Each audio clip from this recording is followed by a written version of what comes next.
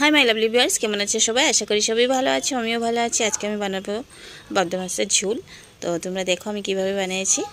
তো আমি প্রথমে পাবদা মাছগুলো ভালো করে ধুয়ে নিয়েছি।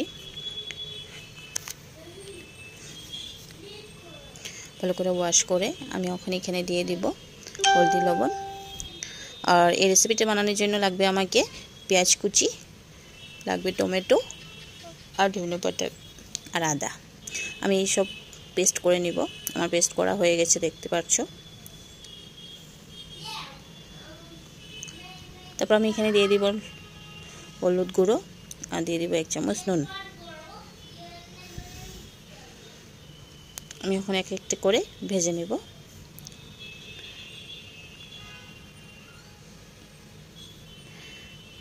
আচ্ছা বন্ধুরা, আমার এই পেজটাতে যে নতুন, যদি আমার রেসিপিটা ভালো লাগে তোমরা আমাকে ফলো করে দিও আর একটা লাইক কমেন্ট করে দিও।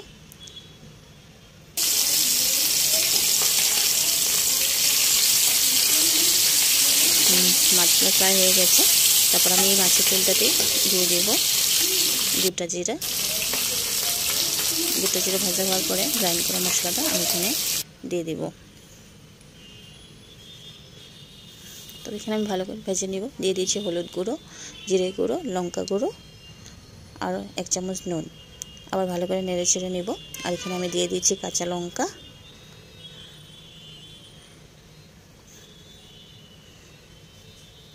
ভাজা হওয়ার পরে আমি এখানে দিয়ে দিচ্ছি জল। তখন আবার ভালো করে নেড়ে চেড়ে নেব। ঝোলটা বয়েল হওয়ার পরে আমি এখানে দিয়ে দিব ফ্রাই করা মাছগুলো।